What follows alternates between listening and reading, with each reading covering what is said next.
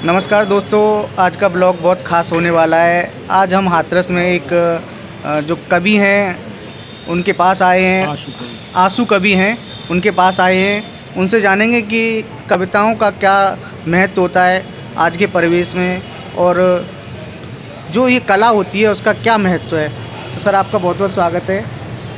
थोड़ा सा अपना परिचय बता दें और दर्शकों को, और थोड़ा सा ये जो कविताओं का जो रस होता है उसका क्या महत्व है जीवन में।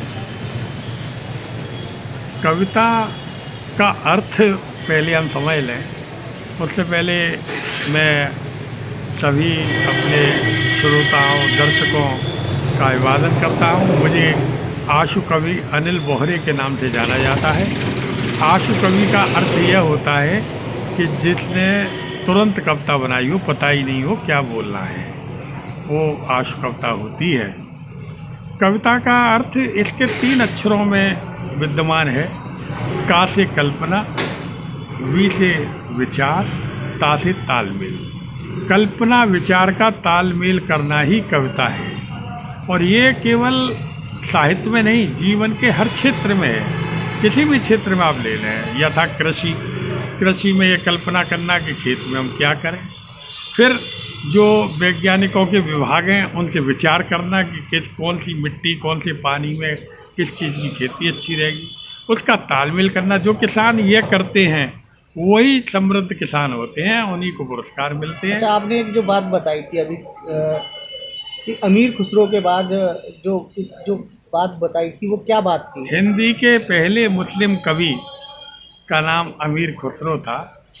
वो हिंदी के पहले मुस्लिम कवि थे, और लगभग 850 850 साल पहले का उनका समय था। खिजली के दरबार में थे। जो खिजली का पत्र पद्मावती को गया था, अमीर खुसरो ने ही भेजा था। तो आशु कविता का उदाहरण अमीर खुसरो के द्वारा, काव्य के द्वारा मिलता है। एक गांव से जा रहे थे, प्यास लगी, कुएं पर गए, 4 महिलाएं खड़ी थी। उनसे पानी की उन्होंने कहा, तो उन्होंने कहा कि पहले आप कविता सुनाइए। तो उन्होंने कहा किस पर सुनाएंगे। तो एक ने कहा खीर, एक ने कहा कुत्ता, एक ने कहा चरखा, एक ने कहा ढोल। तो उन्होंने चारों शब्दों को एक ही कविता में पिरो दिया। खीर पकाई जतन से, चरखा दिया चलाए, आया कुत्ता खा गया, तू बैठी ढोल बजाए। तो वही विधा माता सरस्वती ने मुझको प्रदान की है हिंदी काव्य मंच पर। उसमें 850 साल में शायद ही कोई इस आशु कविता का उदाहरण है। आशु कविता भी 2 तरह की होती है। एक माइक पर आने से पहले हम सोच लें क्या बोलना है, वो बाबा निर्भयानंद आदि अनेक कवियों ने कही है। दूसरी विधा है कि पता ही नहीं क्या बोलना है, शब्द पब्लिक थे और तुरंत उन पर कविता बना दी जाए इमीडिएट। ये अमीर खुसरो साहब वाली विधा है, जो शायद 800 साल के बाद सरस्वती माता मेरे मुंह पर आकर वो करती है, मेरी ताकत नहीं। उसमें मैं आपसे एक अनुरोध करता हूँ कि किसी महिला का नाम ना लें, पुरुष का ना लें, भगवान का नाम लें। क्योंकि महिला पुरुष हो सकते हैं, भगवान तो है ही। कोई तीखा व्यंग्य निकल गया, मर्यादा का पालन नहीं होगा। और मैं निवेदन ये करता हूँ कि आम बोलचाल के शब्द आप दें हिंदी के। एक अगर कृषि से दें, तो दूसरा विज्ञान, तीसरा राजनीति, ताकि कविता बने नहीं। आप 3 शब्द कोई ऐसे दें जो आपको लगे ये कविता में एक में नहीं आ पाएंगे। देखना ये है कि सरस्वती आ जाएंगी, और तीसरा शब्द आते ही कविता चालू हो जाएगी। आप कोई शब्द दीजिए। 3 शब्द कृषि, विज्ञान और किसी भी क्षेत्र से दें। तो पहला शब्द होता है हमारा कहीं से आम आम बोलचाल के। मैं कवि महोदय से 3 वर्ड जो उन्होंने बताया कि 3 महिला पुरुष भगवान का नाम इनको छोड़कर मैं 3 शब्द ले रहा हूँ। पहला एक शब्द है जो हम आम तौर पर हिंदुस्तान में सबसे ज़्यादा खाना खाया जाता है, गेहूँ। दूसरा शब्द है हमारा जो साइंटिस्ट हैं, उन्होंने अभी विक्रम लैंडर जो चंद्रमा के लिए भेजा है, दूसरा विक्रम। पहला गेहूँ, दूसरा विक्रम, और तीसरा है हमारी आम जनजीवन से जो हम प्रभावित रहते हैं सबसे, ऑक्सीजन। मतलब 3 शब्द हैं, ऑक्सीजन, गेहूँ और विक्रम। जी जी जी। कि अगर हम भारतीय संस्कृति के अनुसार जीते तो हम शायद और अधिक प्रगति कर गए होते। क्योंकि चांद पर यदि आज विक्रम को लैंडर कराया है, तो इसमें भी हमारे जो पुराने ग्रंथ थे उनका ही विज्ञान काम में आया है। क्योंकि सर्वप्रथम हमारे ही सारे ग्रंथों ने इन रहस्यों को बताया है। और ये गेहूँ तो जबरन हम भारतीयों को खिलाया है, मोटे अनाज से हमारा जैसे जैसे छुटकारा दिलाया है, हमने अपने को बीमारियों में फंसाया है। क्योंकि गेहूँ हमारा भोजन नहीं, ये तो आयातित था। यदि हम वही मोटा अनाज बाजरा, रागी, जौ, ज्वार खाते तो हम इन बीमारियों में नहीं फंस जाते, इन बीमारियों में नहीं फंस जाते।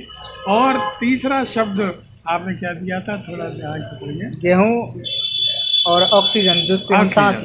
तीसरा शब्द जो ऑक्सीजन है, हम पुराने ज़माने में जब रहते थे तो शौच खुले में जाते थे।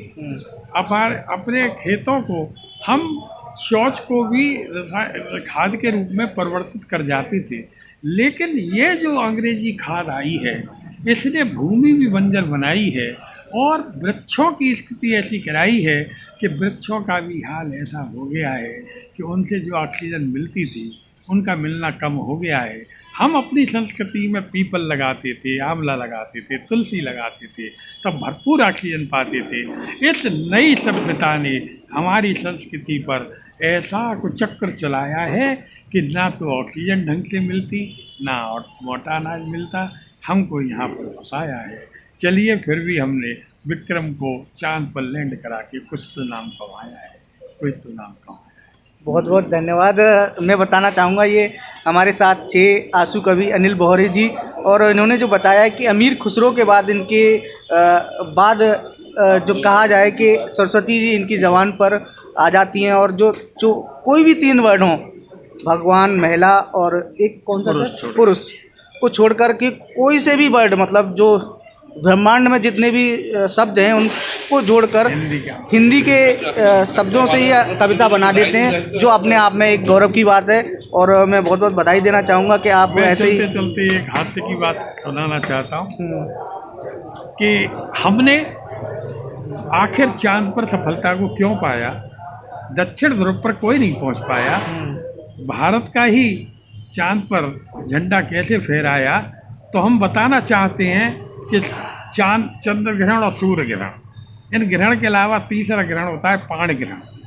पाण ग्रहण जब हुआ तो भारतीय नारियों में जब विवाह हुआ तो पाण ग्रहण के कारण उन्होंने करवा चौथ को अपनाया, और करवा चौथ के दिन पति की उम्र बढ़ानी थी, उसके लिए जल चांद को पिलाया, अर्घ दिलाया, जल पिलाया, इतना पिलाया, इतना पिलाया, धरती मैया के ऊपर डालकर वह जल हमारे यहाँ की नारियों ने बहाया कि धरती मैया का, हमारी धरती माता का भैया चंदा मामा रिझाया, उसने भांजे को बुलाया, कहा ले दक्षिणा, ले दक्षिणा, ले दक्षिण आ। इसलिए दक्षिण पर भारत का झंडा फहराया, अमेरिका भी चकराया, रूस भी समझ नहीं पाया, जापान और चीन भी घबराया। हकीकत तो ये है कि पाकिस्तान के झंडे में चांद पर हमारा तिरंगा है। सच पूछो तो ये सफलता पाकिस्तान के सर पर भारत का झंडा है, भारत का झंडा है। बहुत बहुत धन्यवाद। और हम जब भी हाथरस आएंगे तो सर के पास आएंगे और एक नई कविता आपके पास लेके आएंगे। और ये बहुत पुराने कवि हैं, कहते हैं कि कवि एक किसी भी आलोचना को करने के लिए बहुत महत्वपूर्ण स्थान रखते हैं, और आने वाले समय में हम इनकी आपको कविताएं अब अक्सर सुनाते रहेंगे। तो बहुत बहुत धन्यवाद सर, आपका भी बहुत बहुत धन्यवाद।